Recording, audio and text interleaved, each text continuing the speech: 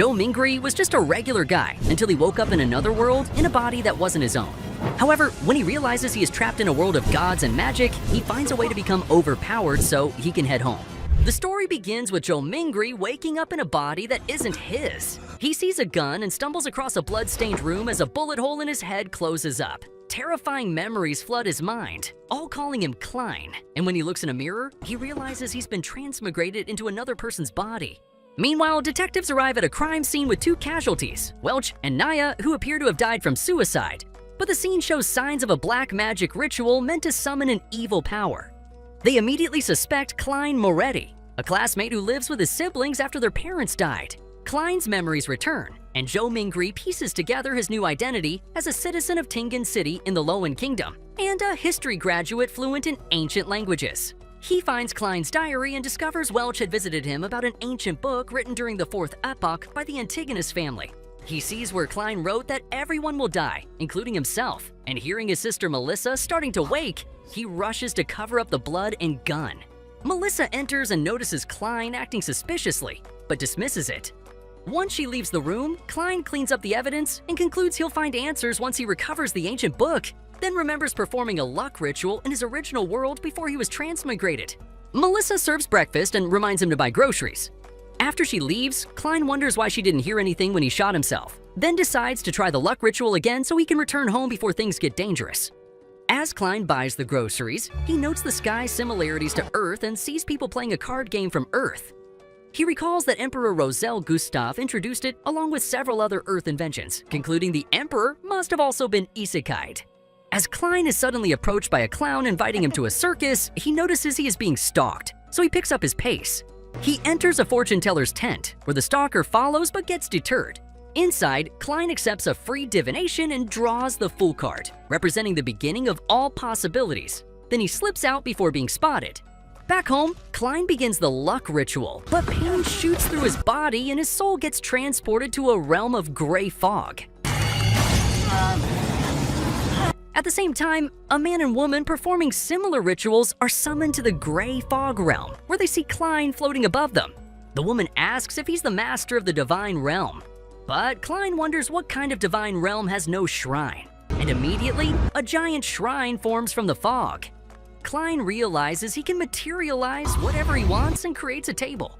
When the man asks who he is, Klein wonders whether he's Joe Mingri or Klein Moretti. So he introduces himself as the Fool, saying he's conducting a test run and will allow them to return whenever they want. The woman asks how she could become a Beyonder, a term Klein's never heard. So the Fool, feeling wise, prompts the man to answer. The man tells her to join religious sects, but she doesn't want to lose her freedom, so he suggests old noble families. When she asks for other options, he reveals he has 2 Sequence 9 potions of Sailor and Spectator. Klein notes that Sequence 9 must mean a power level and wonders if the Fog Realm and Transmigration are due to Beyonder abilities. The woman reaches an agreement to receive the Spectator potion and asks the Fool to witness their deal. Amazed, they ask for more gatherings, and the Fool agrees to gain information.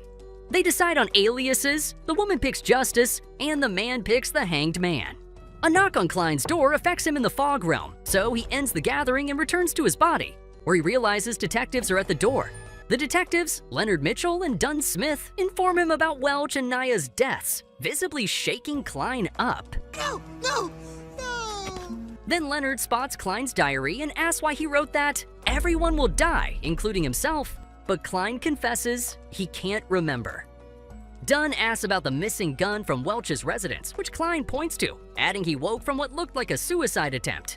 Dunn tells him to prove his innocence by meeting their psychic expert, who will uncover his memories, but Klein worries that they may discover his transmigration. As they head to a carriage, a commotion gives Klein a chance to escape, but he notices time and space warping around him. Klein enters another carriage, only for the driver to reveal himself as Dunn. Klein wakes in his apartment, wondering when he fell asleep, then realizes Dunn is a Beyonder manipulating him in a dream world. Dunn crumbles the apartment and hands Klein to psychic expert Daly Simone, who enters Klein's mindscape but finds most memories covered by gray fog, only confirming Klein wasn't lying. Dunn warns Klein that with the Antigonus book missing and his life under threat, they can't always protect him. But it would be different if he joins them and becomes a Beyonder. In this world, humans can drink potions to attain Beyonder powers and ascend to divinity. The 22 pathways.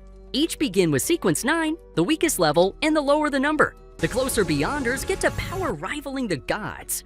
After Dunn extended his invitation to join the Evernight Goddess's Nighthawks, Klein decides this is his best path despite risking his identity. He heads to the Hound Bar and gives the bartender, Mr. Wright, the code word, who takes him to an elevator. He steps into a pristine office and wakes the dozing receptionist, who, already expecting him, invites him through a secret door where he sees Leonard and nods. Receptionist Roseanne gives him a tour where they meet Royal Raydeen, whom Roseanne fangirls over, Fry, who she describes as kind, and Kenley, who still gets nervous on missions. As they reach the captain's room, Roseanne urges him to go alone as she can't handle the daddy energy she gets from him. Klein enters and officially signs up under Captain Dunn, who warns that as a Beyonder, he risks losing control, then shows him a memorial with candles, each representing a fallen Nighthawk. Dunn explains the Evernight Goddess has started Sequence 9 potions for 4 pathways: Corpse Collector, Sleepless, Mystery Prior, and Seer. Then advises Klein to visit Old Neil, who will help him pick the best pathway. He finds Neil mid-failed experiment, so Neil asks Klein to help organize books. Since Neil knows Klein is fluent in ancient languages, he shares that he obtained copies of Roselle Gustav's diary, which haven't been deciphered in years, but Klein immediately recognizes it as simplified Chinese. In the diary, Roselle mostly talks about how great he is in his romantic escapades, then discusses his opinions on the divine pathway, mentioning that the key to potions isn't understanding their names, but digesting them through acting, and that each potion's name is an image to be acted out. Finally, Roselle admits he made a rash decision and would have picked either the Apprentice, Seer, or Bandit pathway if he could do it again. Learning this, Klein chooses the Seer pathway, surprising Neil. After Neil confirms his decision, he prepares the Sequence 9 potion. Klein becomes nervous, but Neil tells him not to fret because negative emotions affect digestion. As Klein drinks the potion, his body begins changing, and he hears voices saying, Hornachis Phlegrea. In a lucid state, Neil guides him as his transition affects the real world. Finally, Klein awakens as a seer and starts seeing people's auras and strange figures. Neil warns that using spirit vision depletes spirituality and teaches him to turn it off by tapping his forehead twice. Klein informs Captain Dunn, who warns him not to examine unnatural things and gives him an advance weekly wage. A stunned Klein notes even his elder brother isn't paid that much, and his family is now on track to be well off. His first mission is to buy a cane and walk the city alleys for days while trying to remember where the ancient book might be. On one round, Leonard picks Klein up and briefs him on their mission to find Elliot, the kidnapped son of tobacco seller Vic Roy. Klein asks why they aren't on a Beyonder case, and Leonard explains the Nighthawks are hidden by a shell security company, so they must act as such occasionally. Leonard gives Klein one of Elliot's belongings, which he uses to prepare the dowsing rod seeking spell that guides them to the kidnapper's location. Leonard breaks in and makes quick work of the kidnappers, who are clearly under something's influence. Just when they think it's over, the kidnappers wake, and their bodies meld together, mutating into a monster attacking Leonard. When the monster realizes it's no match, it turns into shadow form, trying to escape, leaving Klein as the only one who can locate it. The monster jumps from the wall, almost taking out Klein, but he manages to shoot and injure it, allowing Leonard to cast a sleep spell. In that moment, Klein receives another vision with voices repeating Hornachis Phlegrea in a familiar place, leading him to believe Klein had been at this building before. As Leonard examines the corpse, he wonders where the kidnappers got the potion, noting wild Beyonders like them are certain to lose control.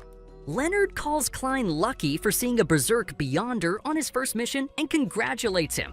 Klein questions his definition of luck, and Leonard replies that he has an aura that attracts him. Klein quickly dips, wondering when he left the straight route. As Klein leaves, Leonard talks to his shadow, confirming there's nothing special about him. As Klein heads home and opens the apartment building door, he sees himself at the building earlier, walking across the hall to see a book on the windowsill in the symbol of the Fool. Klein wakes from his vision in his apartment and concludes there must be a clue to finding the ancient book in the apartment across the kidnapper's den. Days later, Klein's brother Benson arrives at a new house where Melissa and Klein welcome him. Benson is stunned as Klein assures him they can live here now because of his new job. So they sit down and enjoy a large meal cooked with ingredients they couldn't afford before. At the Nighthawk base, Captain Dunn uses his nightmare abilities to interrogate the stalker following Klein while Leonard watches. Dunn gathers that the Antigonus book entered the market through the stalker's hands and by a red tattoo on his neck. They surmise he belongs to the Secret Order and is just the first of many. Fry enters and informs them about a lead on the book from Klein's vision. Back at the kidnapper's building, they enter the apartment and see a decomposing woman's body. Klein confirms he came to deliver the book, so Leonard notes that with it so close, it can't be a coincidence that the kidnappers went berserk. They can't find the book and note the dead woman's son, Ray Bieber, is missing and must have it. Leonard gives Klein a picture of Ray so he can divine, but the spell is interrupted. So they decide to use other methods after reporting to the Holy Cathedral. At the church vault called Chanis Gate, Dunn gives Klein a topaz necklace to improve divinations and reveals that the church approved using a Grade 2 sealed artifact coming with Nighthawks from the Holy Cathedral. The individuals sent are Ayur Harson, Borgia, and Daily Simone from the Backlund division. At the base, Dunn is stunned hearing the approved artifact is 2-049. The Backlund Nighthawks explain that the church considered the risk, but if Ray is an Antagonist descendant, only the family's artifact could lead to him. Borgia begins the activation ritual by telling them to keep swinging their arms like they're in PE class. A cute clown puppet crawls from the box and walks toward them. Klein wonders what's so scary when it shows fangs and freezes him. Oh my god. The puppet moves toward him when Leonard slaps his back, unfreezing him. Then Borgia explains the puppet randomly freezes anyone in its radius, which is why they do the hand thing to spot and wake whoever's frozen. The puppet focuses on Klein because of his Antagonist connection, so when they bring Ray's belongings, the puppet changes target and becomes aggressive, causing them to seal it. As they confirm Ray will be tracked, they head outside to their carriages, still swinging their arms like a cult of weirdos. At a warehouse, Ray conducts a ritual absorbing the book into his body, turning him into a monster, and the circus clown who gave Klein an invitation days ago watches and mutters, "He's too late!" Then the clown senses the Nighthawks approaching and decides to use them to retrieve the book, so he casts a spell to rig the artifact. When the Nighthawks arrive, Klein senses an evil presence from the warehouse, and as the doors open, their horses freak out and run with their carriages. A disfigured monster that was Ray crawls out and locks onto the artifact, so Dunn hands Klein spell cards and rallies the Nighthawks. Dunn, Leonard, and Daly combine spells to make the monster sleep, but it withstands them, making Dunn realize it's not a berserk beyonder, but a dead soul. Dunn orders Daly to find its weakness, but she needs the monster to be still for a few seconds. As they trap it, the Antigonus book reacts, and bones shoot from the monster, stabbing Dunn and knocking the artifact away. The monster releases a cry, injuring Borgia at close range and affecting the Nighthawks, but Klein dismisses it as nothing compared to the Fog Realm pain and uses card spells to paralyze it. This gives Daly time to attack the weak point, but she gets caught in the explosion, seriously injuring her. As the Nighthawks tend each other, the book calls to Klein, whispering Hornachus Flagria, but the circus clown watches, waiting to strike. As the clown pounces for the book, Dunn shoots but hits a clone illusion, so he orders securing the book and artifact, noting they face a Sequence 7 or higher threat. The clown proceeds to solo the entire Nighthawks, besting them in both Genjutsu and Taijutsu, reading their moves. Klein randomly shoots and wounds the clown's stomach, but he transfers the wound to his arm and goes after Klein, causing the Nighthawks to break formation, leaving the artifact exposed. The clown exploits this, unleashing the artifact on the Nighthawks, and due to his earlier spell, the puppet is more powerful, freezing everyone. Klein becomes desperate, knowing they won't last long at the puppet's mercy, so he recites the luck ritual and summons himself to the Grey Fog Realm, then uses divination, confirming the fog's power will release him from control. Back in his body, the clown negotiates through a magic talking hat, trying to strike a deal, not knowing Klein can move. The clown reveals he was a former seer and offers to tell Klein the secret to advancing to Sequence 8, saying none of the Nighthawks will know since they're frozen, but Leonard watches, pretending to be frozen. The clown tells Klein the secret and reaches to pull him from control, but Klein attacks, forcing him into the puppet's radius, then shoots the clown to death. As Klein seals the artifact, he sees a vision of the dead clown muttering Hornaces repeatedly, making him wonder what it means. Leonard commends him for handling it so he didn't have to step in, but Klein dismisses him as narcissistic. Dunn and Klein deliver the book to Chanis Gate because the Holy Cathedral must verify it first. Dunn compliments Klein's feats and promises to report positively.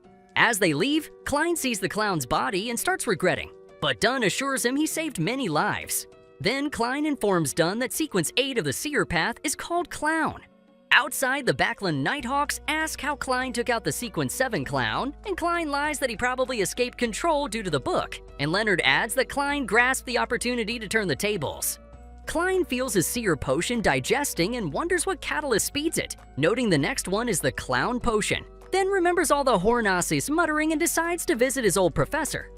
At the university, Klein asks Professor Azik about Hornasis and the Antigonus family, so the professor promises to write when he gets information and warns Klein to take great caution studying history, so he won't get caught by history's darkness.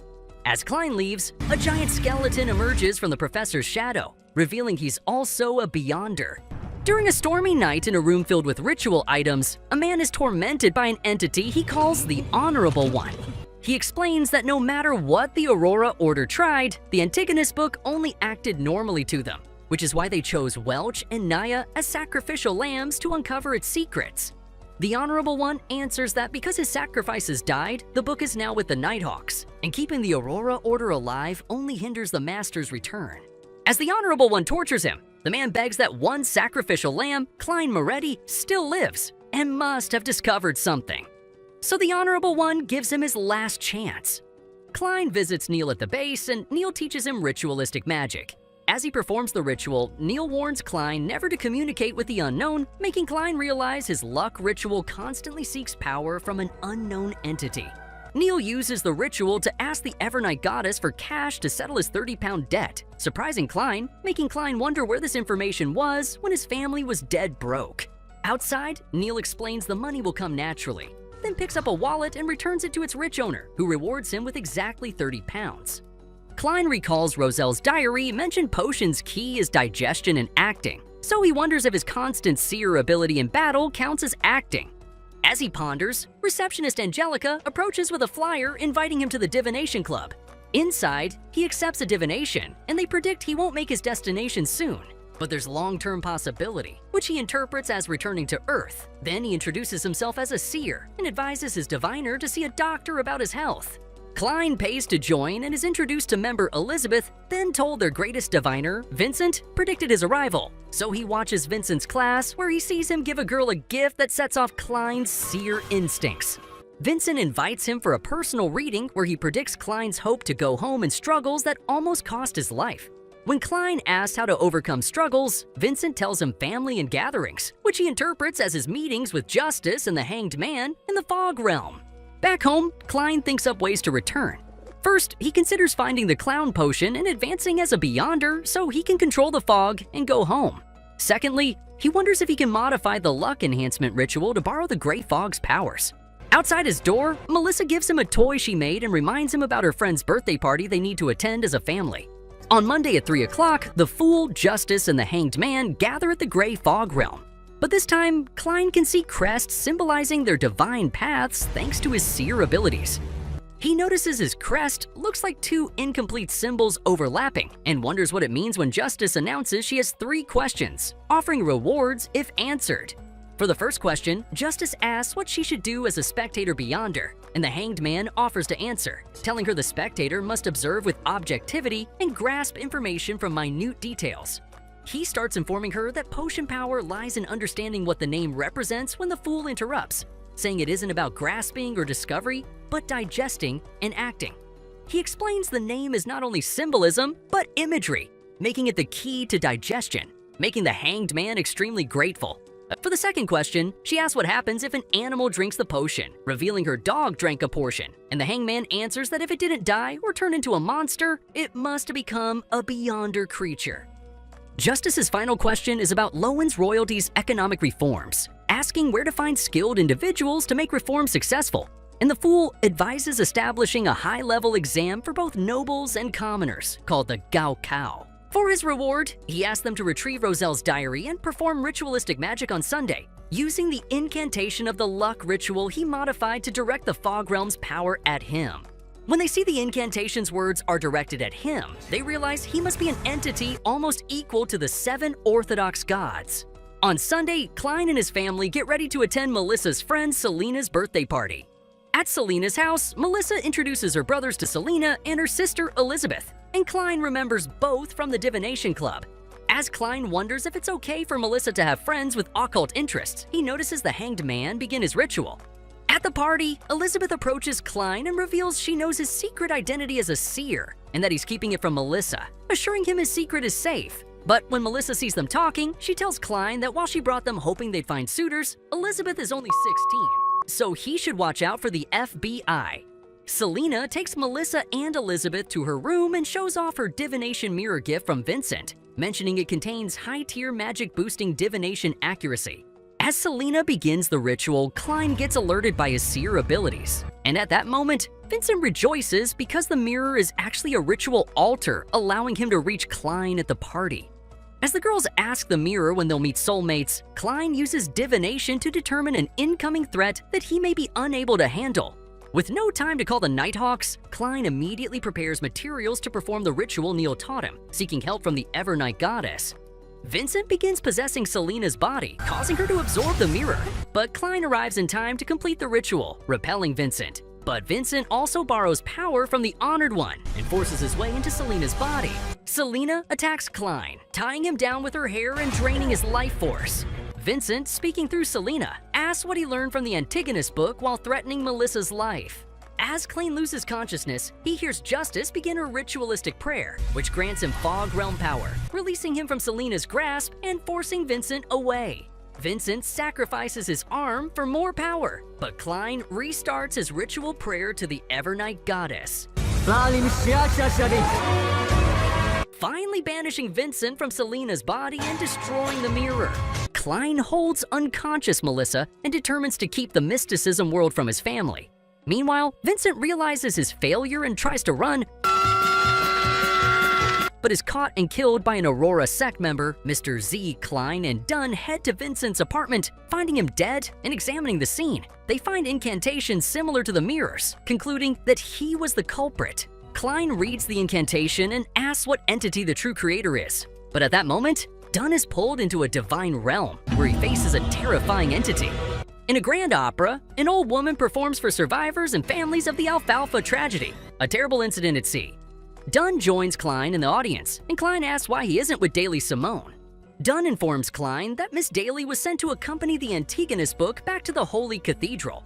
Klein notices Dunn hasn't recovered after his encounter with the entity they identify as the Hanged Man. But Dunn is simply grateful he didn't go berserk. Klein reveals the true creator mentioned in the incantation is an evil entity worshipped by the Aurora Order. The opera ends with the protagonist, a man named Triss, waving at the audience. Then the concert concludes, and Triss leaves under his staff's escort. 1 week earlier at the Divination Club, a woman whose fiancé, Joyce Meyer, hadn't returned from the Alfalfa ship consulted Klein, who predicted his survival and safe return. After Klein reported his vision to the Nighthawks, they received related information but required new leads, so they planned to visit the opera to observe the hero of the Alfalfa tragedy, Triss. As everyone returns home from the opera, Joyce Meyer is introduced to Klein by his fiancé, but noticing a distraught look, Klein asks what's wrong. Meyer explains he's tormented by the same nightmare from the Alfalfa tragedy, so Klein tells him he must see the dream to understand the cause. Klein uses his abilities and enters the nightmare, where he sees flames engulf a ship drifting in open waters.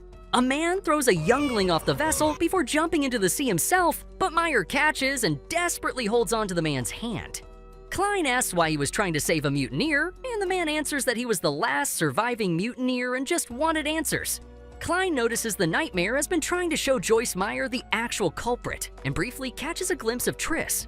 A shift in atmosphere alerts him, and when he turns, he finds himself in an ancient hall with an ancient throne positioned at its center. He hears the whispers again, Hornetsis, Phlegrea, and his dream collapses, returning him from the nightmare confused. Outside, Klein reports the possibility that hero Triss was behind the Alfalfa tragedy. Dunn warns that because Triss is a national figure, they cannot act without undeniable evidence. So he decides to conduct a joint investigation with the mandated Punishers and the Machinery Hive Mind. At Triss's residence, a hooded woman appears in his room, alerting Triss immediately. She asks if Triss enjoys the accolades and gifts he receives from the victims and families of the tragedy. He reveals he enjoys waking in the embrace of women whose husbands he made eliminate each other.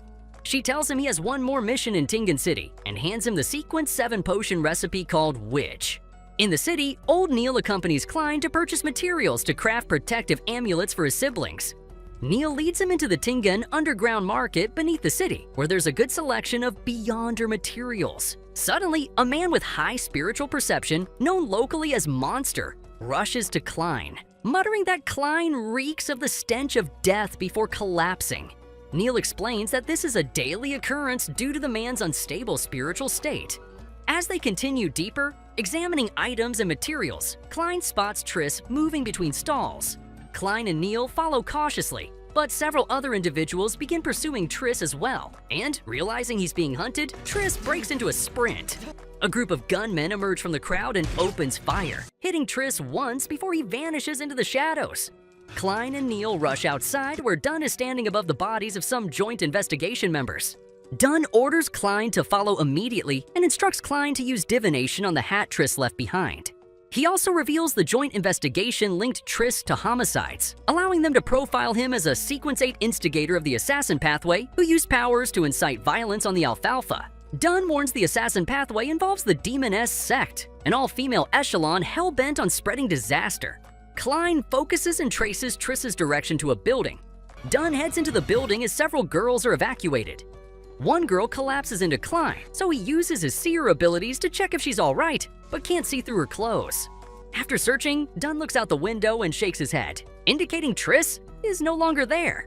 After the commotion, the joint investigation searched day after day to no avail, so Klein continued with daily activities as all Beyonder incidents ceased. Klein was officially recognized by the church, went to his divination club as usual, attended gatherings in the fog realm, and continued mysticism and physical training classes. One morning, Leonard visits Klein's house and invites him to a joint meeting of Nighthawks across branches, where he reveals that the city's death rate has increased 5-fold. The victims are mostly lower-class citizens who died of natural causes. Klein uses divination to reveal that someone touched one of the victims suspiciously, increasing the chances of foul play by an instigator. Klein is pressured by Leonard to speak about his theory, which surmises the victims were going to die in the near future with or without Beyonder intervention, leading to the possibility of life usurpation, a practice involving forcibly gathering lifespans to conduct a large-scale ritual. When Klein's divination can't confirm the theory due to interference, they deduce that wherever deaths recently spiked will be the likely area where the culprit is hiding. The Nighthawks narrow the search to a building and prepare to attack. The woman who collapsed into Klein's arms while evacuating senses their approach and conceals her presence. She then injures Fry, stabbing him in the back, but starts getting overwhelmed by joint attacks from Dunn and Leonard, forcing her to escape into the building. The woman summons an evil entity, which releases shadow wraiths attacking the Nighthawks. Dunn enters the building and identifies the entity as the Primordial Demoness, but his attempts to repel her attacks put intense strain on his body.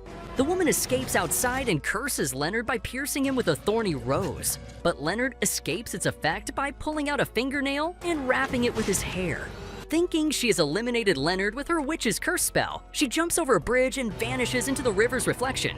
Klein enters the building and casts a spell to reveal the woman's face, managing to pin her face to one of the evacuated girls. The Nighthawks piece together that Triss somehow turned into a woman, making them wonder how many of the all-female Demoness sect top brass are actually from Thailand. As Triss gets on a train, all the men gather around her, and she's revealed as a Sequence 7 witch, now called Trissy. On a stormy night, Klein's teacher is drawing what looks like a castle on a wall in blood-like paint, then he stops and morphs into a shadowy figure. Klein recalls an event on August 18th when Elizabeth consulted him about nightmares, and as Klein peeks into her dreams, he sees an abandoned castle and a knight's wraith. He notes that only powerful wraiths can disrupt dreams, so the Nighthawks take an artifact called the Mutated Sun Sacred Emblem that can either disperse wraiths or turn Beyonders into sun-worshipping idiots. Dunn, Fry, and Klein head into the castle ruins where the wraith stalks and attacks them with a sword wielded by Black Smoke. The wraith reveals its true form and proves stronger than expected, knocking the sun artifact from Dunn's hand. As Klein picks up the artifact, the Wraith Knight fatally attacks him, But they've been in Dun's nightmare for a while, so he easily restrains the Wraith and disperses him with the Sun artifact. That couldn't have been easy. They find a picture frame Klein recognizes as his professor from the university, but dismisses it as plain resemblance. Dun informs them there's a possibility for the Wraith to return, so they should remain in the castle ruins for a while. Klein recalls the archives only say the Sun artifact comes from Intus, related to the Sun pathway, but its source was never identified, which he wonders might be due to interference. So he decides to try divining the artifact in the Fog Realm. Klein summons himself to the Gray Fog Realm and uses his divination, seeing a golden liquid. As he touches it, he appears too close to the sun and is burnt alive by the heat, but is quenched by the gray fog. As he repairs his body with the gray fog, he realizes he gazed upon a deity, the eternal blazing sun, remarking he would have been burnt to nothing without the gray fog. In that moment, he begins to have a revelation about an angel of pure white in sequence 4 unshadowed of the sun pathway, which is a reward for surviving an encounter with a deity. Klein realizes the golden drop was the deity's blood, decides against going further, and returns to his body. Later, Dun confirms the Wraith has been purified and will return the emblem. Klein receives a letter from Professor Azik, who has discovered information about Hornesis. Klein visits him, still wondering about the resemblance between Azik and the man in the painting. He enters the room and finds it empty, but discovers a bloody sketch of the castle they just investigated on the wall. Azik suddenly appears and explains he drew it subconsciously after a strange dream. In another room, Azik hands Klein a book on Hornesis research, and when Klein is about to leave, Azik stops Klein, reminding him he's no longer a student and can't leave with books. As Klein flips through pages, he sees an image of the same palace from his vision, about an ancient hall with an ancient throne not meant for humans. He notes, the ruins prove people existed in the Hornesis range spanning Lowen and Intis, and that the people never revealed how they buried their dead. Azik serves tea and mentions that he and Klein are on the same page. Azik says no tombstone or grave was ever found, and the people disappeared without a trace. Azik explained they worship the ruler of Evernight and the mother of the sky, making Klein wonder if that had any connection to the Evernight goddess. As Klein adds 2 sugar cubes to his tea, Azik points out he usually uses only 1, making Klein explain that his tastes have changed recently. Azik warns that a sensed ripple may bring danger to Klein, and that Klein's fate seems tied to Azik himself. Azik then confronts Klein about knowing his secrets and admits he only wants to know his own past. They travel to the castle ruins, where Klein had previously divined that being sincere with Azik could protect him in the future. Azik begins recounting his past, remembering how his son used to drag around a heavy sword, pretending to be the king's knight, making Klein realize the Wraith they fought earlier was likely Azik's son. Azik swings the fallen Wraith's sword, casting a powerful spell that repairs the castle ruins. Klein sees a vision of a youngster laughing while holding the sword. Then the dream fades, and a secret underground passage appears. They descend into the hidden chamber where Klein uses his vision to scan the area. At the bottom, they find a tomb. Azik opens it, and on seeing the corpse, releases a surge of magical energy. Several soul-like entities gather from the castle and merge with Azik. Klein suddenly sees a vision of a battlefield littered with mounds of corpses. Then soldiers arrive and begin burning the bodies. Klein, observing from a distance, sees Azik's impaled corpse awaken. Then an old woman narrates a prophecy that a cursed spirit will return, bringing disaster and death. Soldiers attack Azik, but he runs through the army and slays them with ease. As reinforcements start to overwhelm him, Azik summons a giant skeleton and charges through. Later, he returns to a palace where he's honored with the title of Grand Baron and awarded a medal. Klein sees Azik's family and his son aspiring to be a great knight like his father, noting the change from the man he sees and the man in the picture. As Klein continues to observe, Azik's wife falls ill and rejects the touch of a changed Azik whom she no longer recognizes. Azik stands on the balcony, witnessing a horde of soul-like beings kneeling before him. Then a powerful aura erupts from him, pushing back his son and breaking his sword. The vision shifts to winter with Azik's wife and son asleep. As Azik steps outside into the snow, he removes his armor and walks away from the palace. And even though his son wakes and calls after him, Azik continues without looking back. Back in the present, it's revealed that Azik's full name is Azik Eggers of the Corpse Collector Pathway, but his sequence remains unknown. Azik reveals that the corpse in the tomb was actually his son. Klein realizes the skull is missing, indicating the burial ritual was sabotaged, which is why the Wraith appeared. Ozick uses his blood and sword to cast a vengeful spell, swearing to find the thief who took the skull.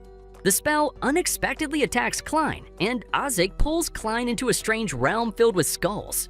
He casts another spell, but it fails, indicating tracking the thief is impossible, so they return to reality, and Ozick promises he'll find the culprit no matter what. Later, as they stand beneath a tree, Klein asks if Ozick remembers his past. Ozick replies he can only recall fragments and reveals that every few decades he falls into a deep slumber, forgetting everything except his name and basic knowledge. He reveals that each time he dreams of a new family, he ends up hurting them, waking in solitude. Ozick says he's lost track of how many lifetimes he's lived, but thanks Klein for helping him recover some memories. On his way home, Klein reflects, admitting to himself he's not the real Klein and will eventually leave. But while he remains, he wants to spend as much time as possible with Benson and Melissa as Klein. Klein visits Ozick again, and Ozick tells Klein he can ask anything. When Klein asks about his fate, Ozick inquires if any coincidences have been happening frequently. Klein recalls the Antigonus family's notebook and all the strange events that led him to it. On August 20th, 1349, Klein and Neil arrive at the office where everyone is celebrating. Kenley gives them cake and reveals he just got engaged, so they congratulate him. Congratulations! Whee! Roseanne begins noting things down, and when Neil asks if she's working on another novel, she confirms. Leonard arrives laid back and attempts some poetry, but they ask him to stick to making people sleep with his spells. Dunn enters and assigns tasks to everyone, but forgets about Klein. After realizing, he assigns Klein to guard Chana's gate, warning him never to open it unless it opens on its own, even if he hears voices. Dunn also reminds Klein that after 2 months on the job, he needs to submit a report of at least 10,000 words. Klein collects case files and glances down a hallway toward Chani's gate. It creaks open slightly, so nervously Klein walks down the hall. The gate opens wider, and Klein points his gun. Inside is the misfortune cloth puppet. An emergency bell rings, and Leonard comes to check. Klein explains he saw a cloth puppet inside, and it tried to hand him a note, but was pulled back by black smoke. Leonard backs away, explaining that previous Nighthawks who encountered similar situations disappeared without a trace. He begins casting a spell when a groaning figure appears behind him, but it's old Neil, who's just suffering from stomach issues. Leonard explains the misfortune cloth puppet has been inactive for decades, suggesting the recently added Antigonus family's book artifact might be causing the disturbance. Klein returns to the Grey Fog and reviews the Roselle diaries he asked Justice and the Hanged Man to bring, and thanks his companions. He learns that a secret order led by the Zeratul family holds the Seer Pathway's secrets and that the order seeks the Antigonus notebook. Miss Justice asks when she might fully digest the Spectator potion, and the Fool replies that digestion usually takes between 1 and 12 months. The Hanged Man brings up a rumor about a Sequence 8 listener of the Aurora Order searching for the true Creator's holy residence. When Justice asks who the true Creator is, the Hanged Man explains that some organizations believe the Creator never died, and his essence became the true Creator. He reveals Roselle even modeled the Hanged Man tarot card after him, to which Klein remarks he prefers calling him the Fallen Creator. The Hanged Man offers to repay the Fool for his guidance, so we ask for more Roselle diary pages or information about the Antigonus family. The Hanged Man shares that the family uses an eerie divine pathway and adds that their roots trace back to the Third Epoch, when they supported the Blood Emperor and helped found the Tudor Empire. But by the Fourth Epoch, the Evernight Goddess had destroyed them. He then reflects on what Ozick told him about coincidences and starts reviewing past cases, especially those connected to the Antigonus notebook. He suspects someone is interfering with the physical world and re-examines Elliot's kidnapping case through divination, where he confirms someone planned Elliot's kidnapping specifically to lead him to the notebook's clues. Unable to get more through divination, Klein considers advancing, but his potion isn't fully digested even though he's been acting the seer's role. He realizes his digestion requires more than just acting, so he seeks clues about the clown potion through divination. He sees Ray Bieber's corpse with a glowing brain and another clown corpse with a red orb of blood. Klein then sees Vincent holding the Antigonus notebook and wonders if he should use it to lure the secret order to get the clown potion. Finally, he sees a mysterious fat man, but doesn't recognize him. At the divination club, a woman named Christina is searching for someone named Lenavis, so when Klein arrives, she asks him to track the man. Klein explains he needs some of Lenavis's items to track him, So Christina brings a pregnant woman, claiming Lenevis is the father. When Klein explains that the baby must be born first, Christina asks for the nearest clinic and tries to take the woman. Pitying the woman, Klein tries to use divination to see, but the pregnant woman pushes past him and leaves. Klein shows Angelica a picture of the fat man from the vision and asks if she knows him. Surprisingly, she recalls seeing him with Vincent outside the divination club a month ago, where they discussed some mountain ruins. At a library, Klein borrows records of a journal and recognizes the name Lanovis. He moves on and tracks a name related to the circumstances surrounding Vincent Sirius Erebus, who vanished a day before Vincent's death. Klein then goes to the archaeology section, takes a book out, and sees the fat man he's been looking for. Klein stares, confused about what to do, but the man suddenly runs and jumps out the window, so Klein gives chase, noticing a trail of blood from the glass. Following the trail, Klein is attacked by a monstrous version of the fat man, so he shoots him dead.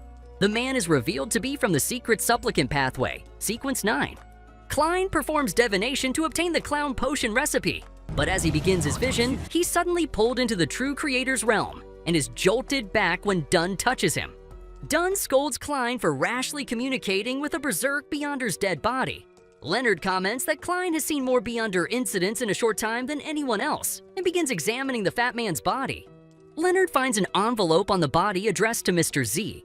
As Klein gets confused, Dunn explains that Aurora Order oracles use letters to identify their oracles.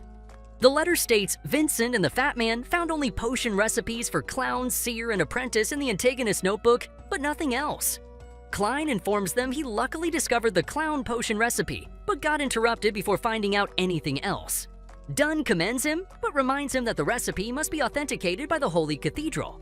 The letter also claims the Antagonist family were of the Seer pathway and must have predicted their doom and hidden treasure of resurgence in the main peak of the Hornatsis mountain range within the Evernight ruins. It ends with a plea to be saved when Doomsday arrives and is signed by Sirius Erebus. Klein returns to the Grey Fog realm and reflects on Leonard's earlier comment about how many Beyonders he's encountered. He wonders if someone might be orchestrating everything behind the scenes. Klein recalls the biggest coincidence in his life, Klein shooting himself. So he uses divination to uncover the reason behind his suicide, but sees almost nothing, reminding him divination isn't all powerful. Suddenly, his potion is fully digested, and he realizes the key was not relying solely on divination. Now able to move freely, he scans through space and time and briefly sees a factory with 2 red chimneys before being pulled back to the Grey Fog. So Klein suspects the person behind everything could be at that factory. 1 month ago, Lanovis, Sequence 8 swindler of the Marauder pathway, delivered a woman to a group of ritualists who used the skull of Azik's son to summon an entity into the woman. Klein goes fishing with Azik at the university, frustrated about the red chimneys and the mastermind he can't detect.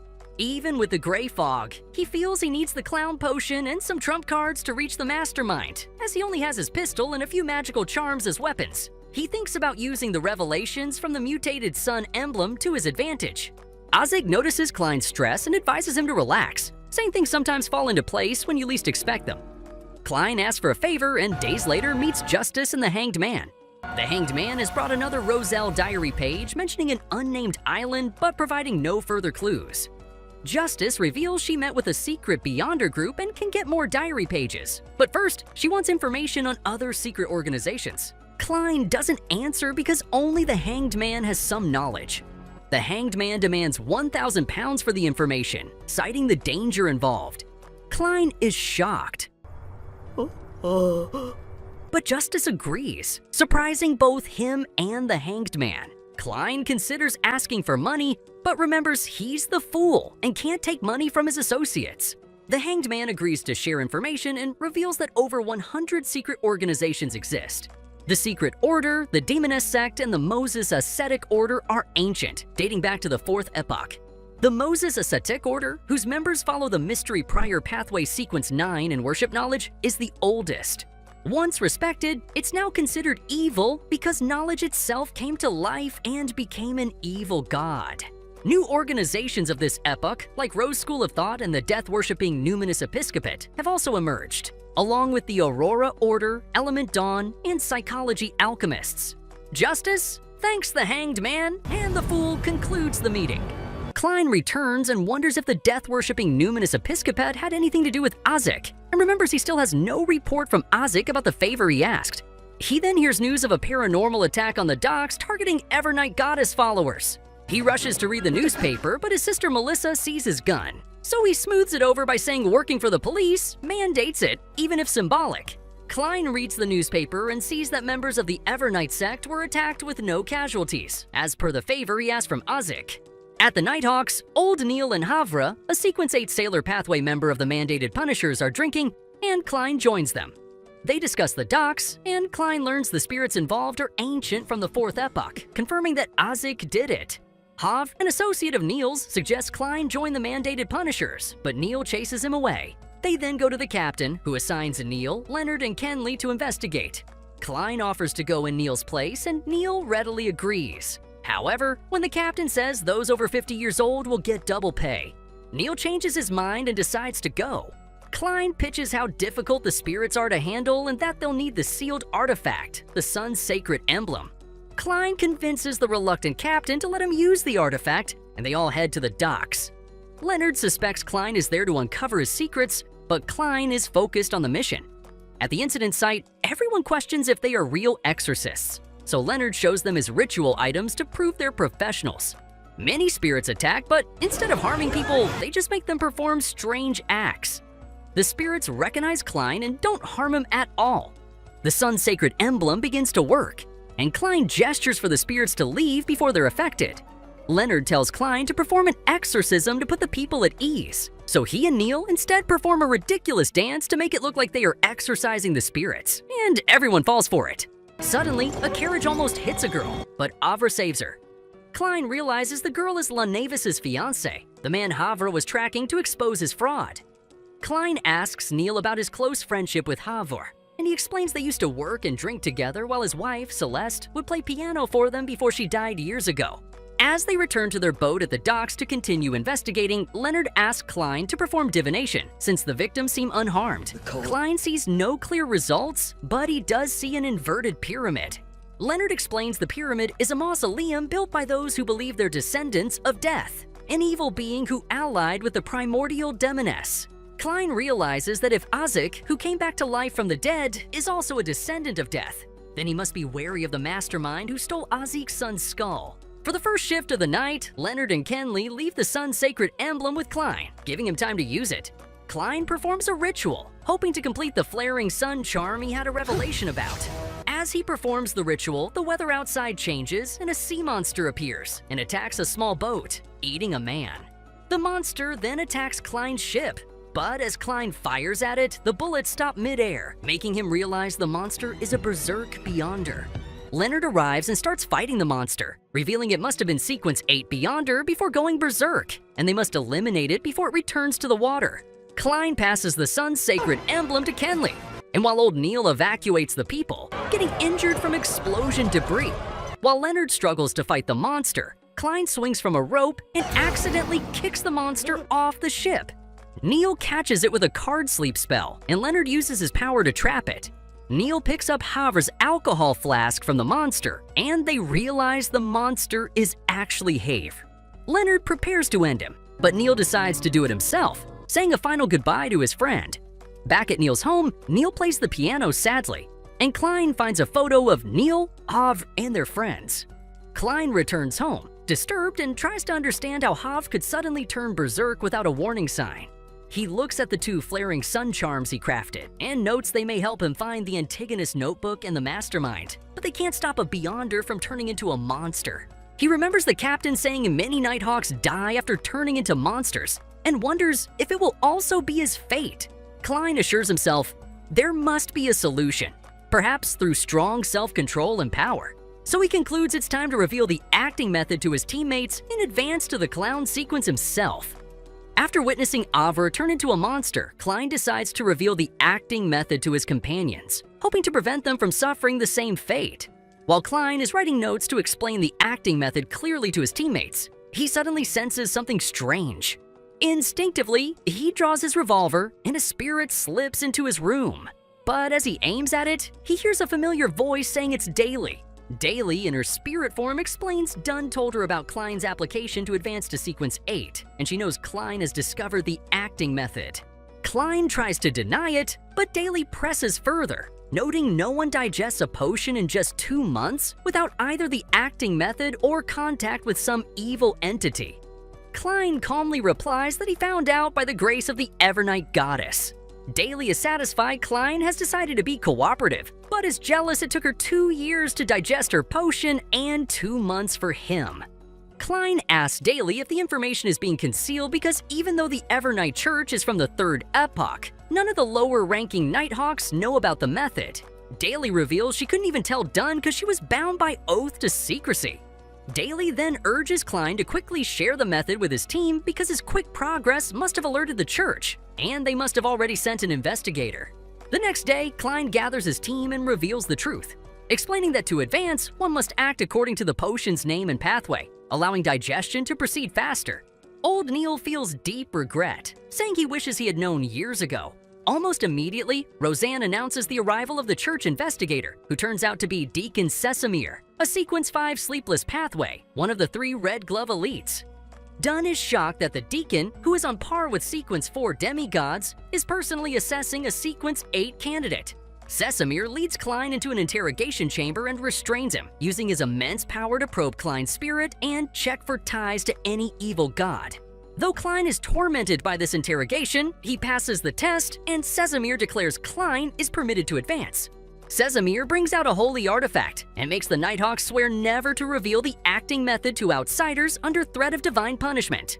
Later, Klein brews his clown potion, and once he consumes it, he hears the strange words again, Hornatsis and Flagrea. As Klein successfully advances to Sequence 8 Clown, Sesamir warns him that sometimes he may receive messages from high sequence beyonders on his pathway, and that if his path is tied to an evil deity, he may stray and turn berserk. Klein starts to notice his body becoming more agile and stronger. He swiftly catches Roseanne in her falling books when she stumbles and predicts small actions, so he realizes he's gained precognition abilities. Testing further, Klein attempts to mimic a move of the circus clown who once attacked him and embarrasses himself, but when he hurls a paper, it slices into a wall like a blade. Klein then decides to carry a deck of enchanted tarot cards as weapons. Kenley grows excited watching Klein and declares that since Klein reached Sequence 8 in just 2 months, he could do it too if he trains for a year. Klein notices old Neil's health deteriorating and examines him, but finds nothing wrong till he suddenly glimpses a shadow in Neil's aura that he can't explain. Neil confides that he always tried to advance in the mystery prior pathway, but found only regret. Neil then rejoices about Klein's advancement and insists the team go out to celebrate after work. In the evening, the team visit Neil's home to pick him up. Klein notices the door ajar, but it had immediately slammed shut. Through the window, Neil tells Klein he isn't ready and can't go out that evening. Suspicious, Dunn sends Fry and Leonard back to the base to pick up an artifact, then tries to convince Neil to open the door. Eventually, Neil relents and inside, they see his home covered in an unearthly membrane. Neil admits from upstairs that his home is a bit messy, but promises everything will be fine by tomorrow. Dunn urges him to come down, but Neil resists, saying he means no harm and promises everything will be fine by tomorrow. Klein and Dunn climb upstairs, only to discover Neil has already begun turning into a monster. When Dunn asks what he's been doing, Neil confesses he had been experimenting with alchemical life to resurrect his wife, guided by the hidden sage, the supposed god of his pathway. Neil frantically explains he has found a way to create an ageless body with alchemy and summon her spirit back. Dunn tries to trap him in a dreamscape, but Neil sees through it and resists. Neil morphs further into a monster, still pleading for them to leave him alone and that he won't hurt anyone. Leonard then rushes in with the artifact, Peaceful Hair Strand, that drains living beings of their motivation.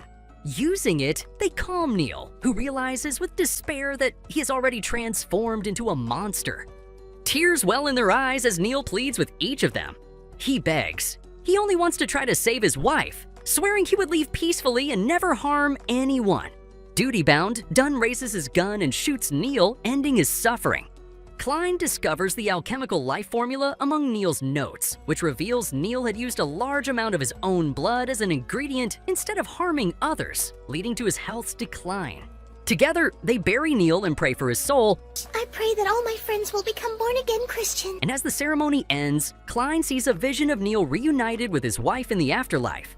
On a rainy day, the Nighthawks continue their duties, depressed by Neil's death, and Dunn lights a candle for him in the Nighthawk Memorial.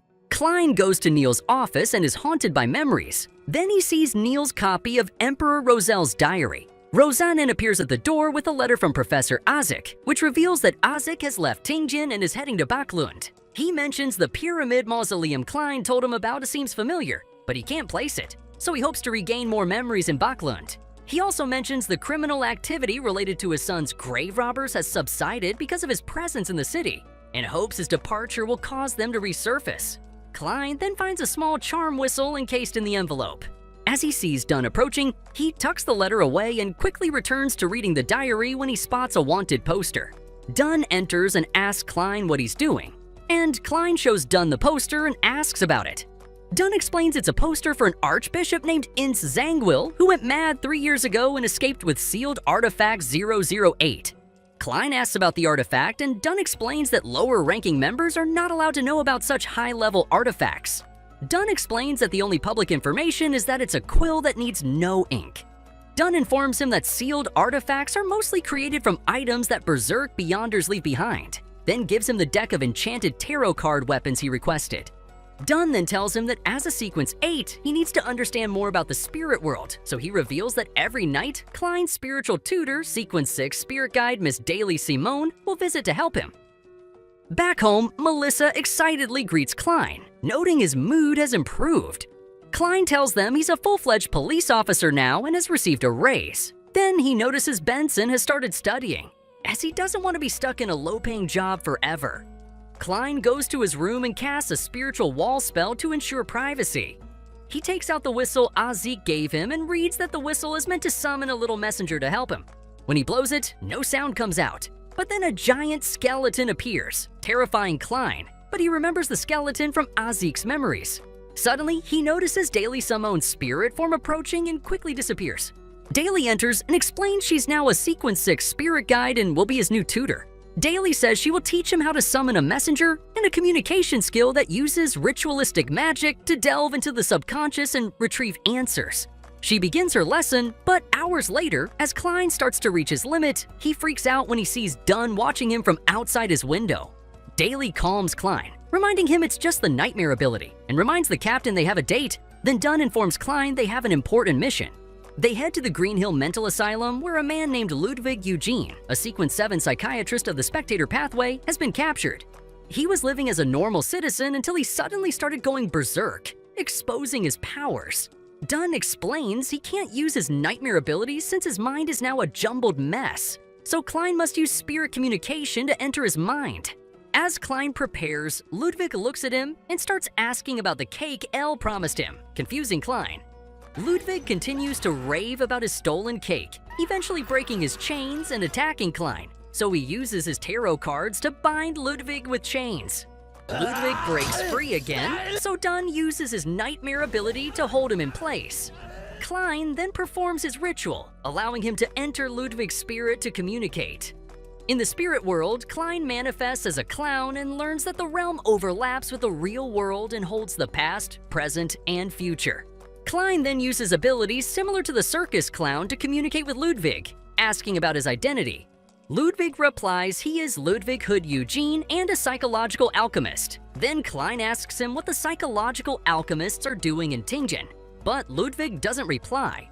Klein then asks about the identity of Elle, who promised him cake, and Ludwig mentions the name Lanevus, allowing Klein to connect the name to reports about a Sequence 8 swindler of the Marauder Path. Ludwig then starts a mad rant, mentioning Lanevus told him he would one day learn who was behind him, and that by understanding this, he would gain control of his powers and eventually achieve godhood. Ludwig then manifests a figure resembling the True Creator, which starts attacking.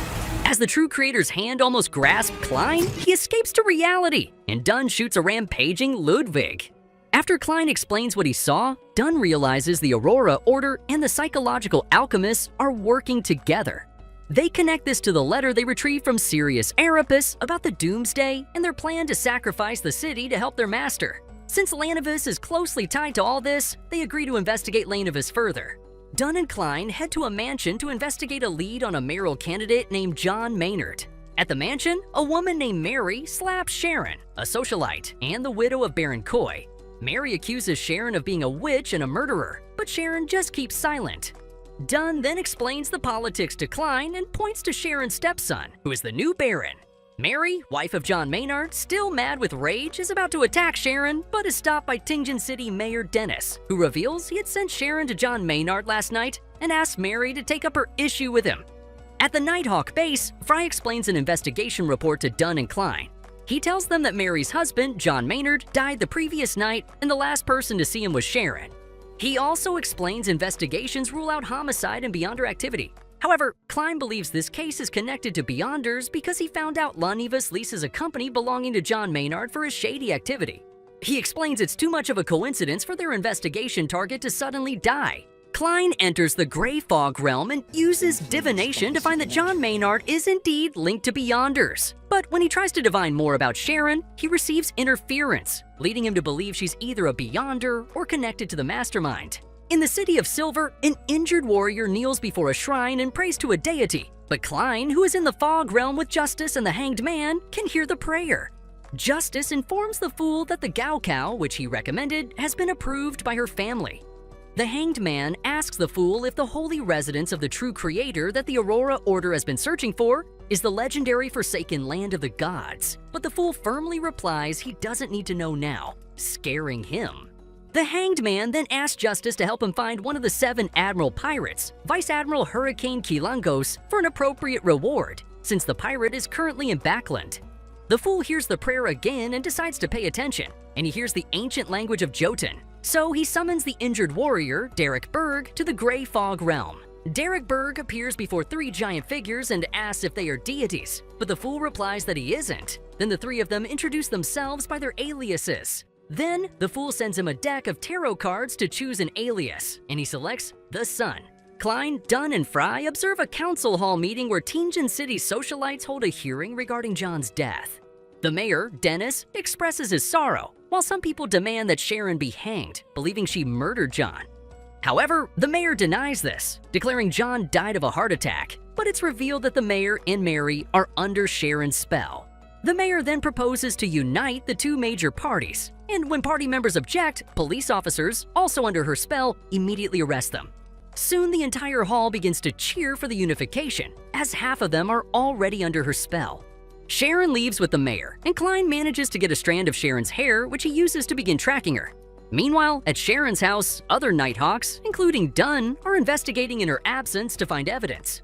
Dunn finds a photo of Sharon with Triss, and then discovers a small safe.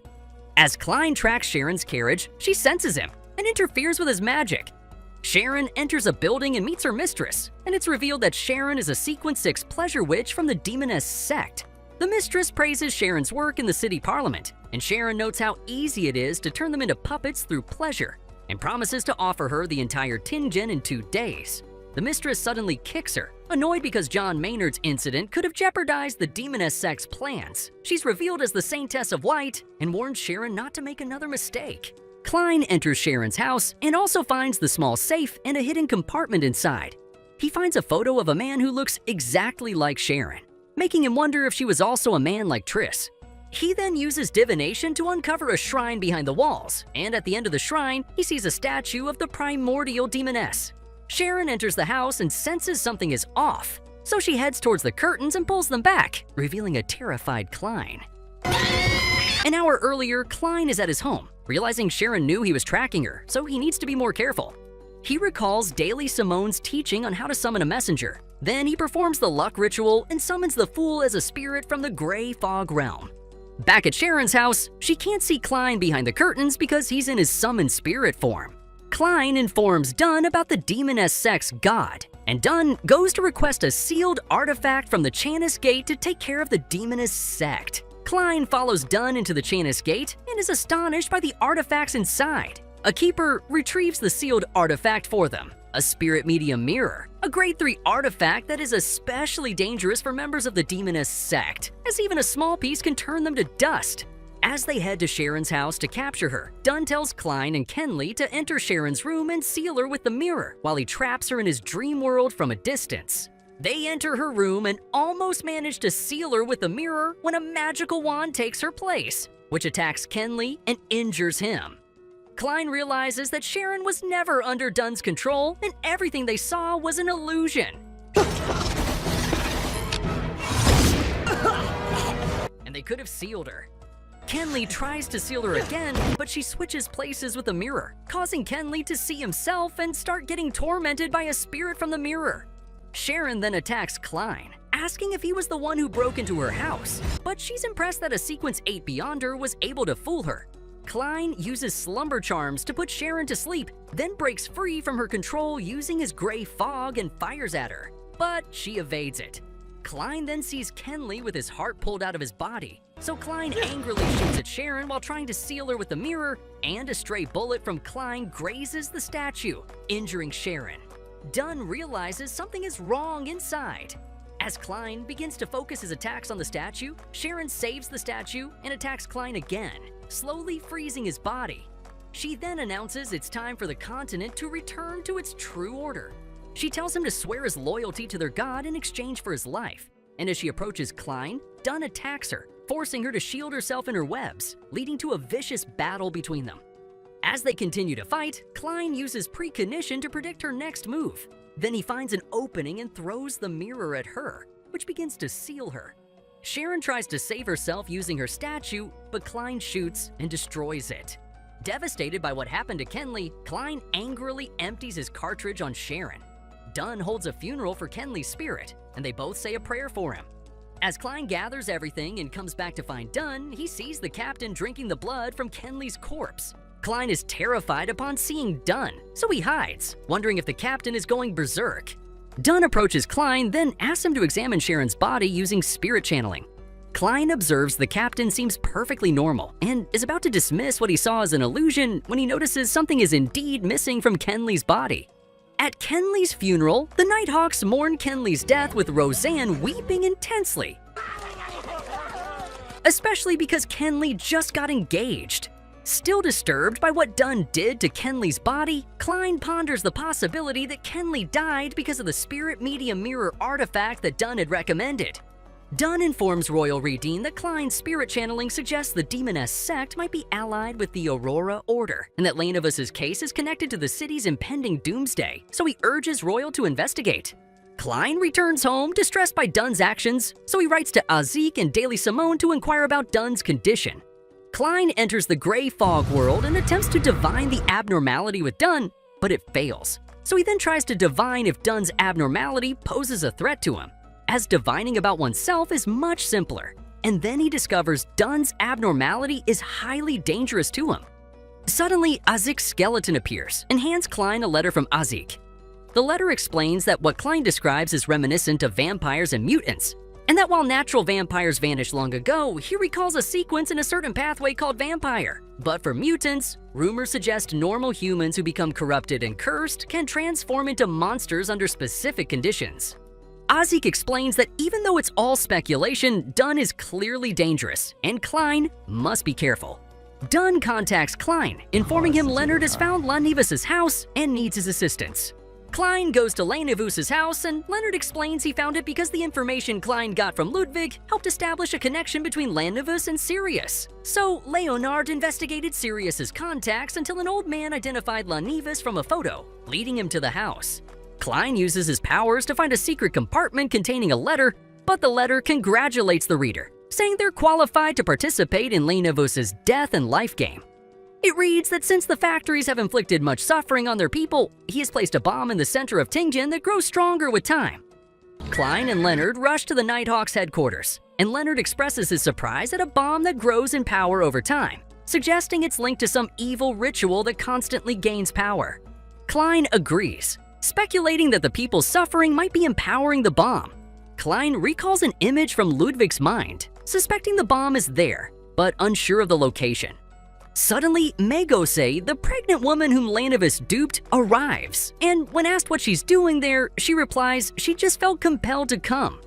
Klein notices her mental state has worsened, so he decides to use his spirit vision on her. As he does, his heart races, and his instincts warn him not to look at her, or else he will die. Klein and Leonard realize Lanevus's bomb is inside Megose's stomach. Klein suddenly recalls Roselle's diary, where he wrote that he initiated the Industrial Revolution, but it created conditions for an evil god's descent. He asks Magos if she wants anything, and she says she wants to talk about Lanavus and her offspring. Klein tells Leonard to handle Megose while he goes to meet Dunn, so Leonard asks about Lanavus to calm her. Magos recounts her first meeting with Lanavus, how he chose her among many girls and how she fell in love with him. Then she denies claims he was deceiving her, stating how much he cared for her. Megose then recalls Lanavus taking Megose to the ritual where the ritualists used Azik's son's skull to summon an evil entity into Megose's womb. Klein confirms this to Dunn, stating his spirituality warned him against looking at her, calling it the body of the true creator. Klein believes this is why Havre went berserk while following Magos, and possibly why old Neil himself lost control. He also finds it suspicious that Megose arrived right after they found Lanavus's letter, suspecting the mastermind is orchestrating events. Megose becomes increasingly distressed while Roseanne and Leonard try to keep her calm. Dunn orders non-combatants and civilians to evacuate and informs all the sects of Tingen City about the true creator's offspring, who will likely be born as a Sequence 4 Beyonder, requiring the help of all Beyonders and the Holy Cathedral. Klein wonders if they can defeat a Sequence 4 mythical creature without Azik's help. Azik's whistle, which had stopped working when Megose arrived, starts working again, so Klein quickly sends a message to Azik, informing him that the mastermind who stole his son's skull will soon be revealed. As Klein and Dunn enter the Chanis Gate, Klein requests the mutated sun's sacred emblem, but the captain mentions he sent it back to headquarters, making Klein wonder if that's also a coincidence. Dunn selects 3 artifacts, 2 of which have unknown effects on high sequence Beyonders. He then chooses the Blood Vessel Thief, a grade 2 artifact that can steal a target's abilities within a certain range, but has a low success rate and drains life energy from anyone who touches it. Dunn instructs Klein that a Sequence 8 Beyonder like him can only use it for half an hour. When Klein asks what he will use, he replies that he has other plans. Suddenly, Dunn hears whispers of the name of another sealed artifact, St. Selena's Ashes, a core seal of the Chanis Gate requiring special church authorization. However, as captain of the Nighthawks, Dunn uses an emergency clause to request the artifact. The police evacuate the city, and a message from the church asks Dunn to manage the situation until reinforcements arrive. As Megos continues to unravel, Leonard's shadow urges her to flee, but Leonard still tries to calm her by saying Lanivus will return soon for her and the baby. Megose believes him, trusting Lanivus's love for their offspring. Then she reveals to Leonard's shock that a voice told her if she came there, they would help her deliver the baby. Meanwhile, Dunn reveals Daly Simone's reply letter to the one Klein sent to her. The captain tells Klein that Daly asked him to explain why he drank Kenley's blood. Dunn explains that in the Beyonder world, characteristics are never destroyed, only transferred. And when Dunn and Daly learned this, the church ordered secrecy and gave them the choice to either give all dead Beyonders' characteristics to the church or absorb the characteristics of Beyonders from the same pathway. Dunn, unaware of the church's true intentions, chose to absorb the characteristics because it could help digest the potion, and he could become one with his comrades forever. Megose absorbs power and starts losing control as Leonard tries to calm her, but Leonard's shadow urgently warns him to flee. The shadow explains that St. Selena's ashes are forcing the entity to descend, and before Leonard can react, Megose fully transforms into a monster. Dunn rushes toward Magos, who then attacks Leonard. Magos starts pursuing Leonard, who flees to Dunn and Klein. Leonard apologizes, stating he couldn't stabilize Magos, who has mutated, with her offspring about to be born. As Megose closes in, Dunn uses St. Selena's ashes, but she focuses her attacks on him, enraged that he's trying to unalive her offspring. Megose suddenly vanishes, so Dunn tries to find her while Klein gives Leonard the Blood Vessel Thief artifact. Leonard tries to aim at Magos, but she moves too fast and attacks him, which he narrowly avoids. Dunn orders them to head to the Memorial Hall to survive, and they all run toward it with Megose pursuing them. As Megose corners Dunn, Klein begins performing ritual magic, praying to the Evernight goddess to suppress the evil god. As Megose is temporarily trapped, Leonard attacks her with the Blood Vessel Thief to weaken her. But Magos, now incredibly powerful, breaks Klein's ritual magic and throws him aside. Megose goes after Dunn, who dodges, allowing her to enter the Memorial Hall. There, the power of the Evernight goddess suppresses her, releasing a shockwave that makes blood stream from Dunn's face. As everyone moves toward Magos, Dunn stops them and orders them to attack 10 seconds after he engages her, stating they're supported by the memories of all the past Nighthawks. As Klein and Leonard begin counting down, Megose, driven mad by the need to protect her offspring, begins to destroy everything. Dunn unleashes the full power of Saint Selena's ashes, binding her. But Megose struggles and focuses an attack on Dunn, wounding him. Klein and Leonard advance, and as Leonard uses the Blood Vessel Thief to weaken her, Klein uses the sun charm he made to set Megose ablaze, causing her to vanish into nothing. Everyone believes it's over, but an attack lands on Klein, cutting into his chest and grazing his heart. Megose reappears and goes after Klein again, but Leonard restrains her with the artifact. The evil entity starts to awaken and destroys the building, sending the residents of the city into panic. Meanwhile, as officials evacuate the residents, a figure with the church seal arrives and gains entrance into the battlefield. Magos goes after Leonard, who tries to dodge but is eventually severely hit, knocking him out. Klein prepares to use the sun charm again, but Magos stops him and unleashes a storm of attacks on him, stabbing him through his chest. Dunn rises again, using his nightmare powers to restrain her, making Klein realize his previous injury was part of his nightmare illusion. Dunn amplifies his power, and Klein prepares to use his charm again, but the evil entity cries out, sending a shockwave that causes blood to stream from his face. As the time for the evil god's birth arrives, lightning strikes the city, while Roseanne watches on, praying for the Nighthawks. As the evil god relentlessly forces them back, Klein struggles to rise, knowing the evil god must not be born, and he watches Dunn walk towards Magos. Dunn removes his heart and places it in the box containing Saint Selena's ashes, summoning the deceased Nighthawks to his aid and giving him immense power. Dunn completely restrains Magos, and Klein uses the sun charm to destroy Magos and her offspring for good. Klein exclaims to the captain that they saved the city, and Dunn replies that they did, then dies thinking of Daly in his last moments. As Klein crawls towards Dunn, trying to revive him, the figure from the church rips out Klein's heart and takes Saint Selena's ashes. The Grade 0 sealed Artifact 0-08, which is an inkless pen, begins to speak, revealing it was stolen from the Church of the Evernight Goddess by Ince Zangwill, and that everything that happened in Tingen was orchestrated by him so he could steal Saint Selena's ashes. The pen explains that after a failed ritual, Klein, influenced by the Antigonus family book, took the notebook to Ray Bieber's house and shot himself. Strangely, he survived and joined the Nighthawks, where he eliminated a Sequence 7 member of the Secret Order, angering Ince Zangwill, though the overall outcome wasn't affected. The pen reveals that Dunn's spirituality was then greatly damaged by the true creator, who, desiring to break his seals, agreed to descend into Magosa with the descendant of Death's skull serving as decoration for the ritual. Unbelievably, Klein perceived a mastermind's influence and helped Dunn grasp the acting skill before Ince Zangwill changed his plan.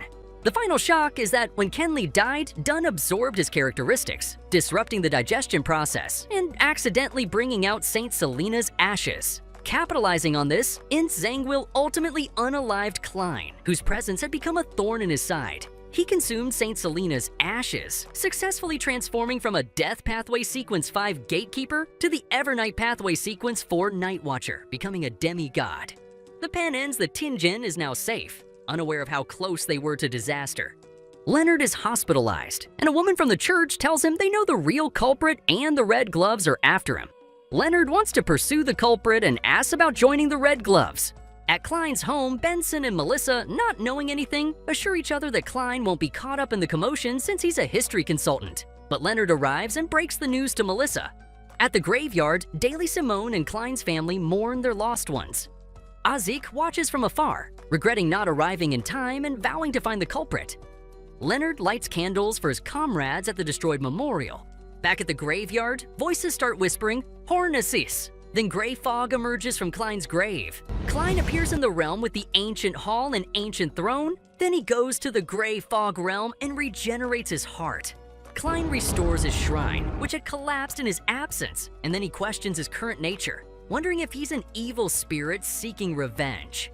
He realizes Ince Zangwill orchestrated everything using the sealed artifact 0-08, which makes anything written a reality.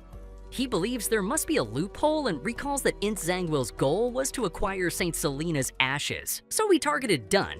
Klein uses divination to find Ince Zangwill and Lannavis' locations and seeks a source of power. But the answer to all three lies in Backland. Klein visits Dunn's grave, prays for him, and then leaves to see his siblings, watching from afar.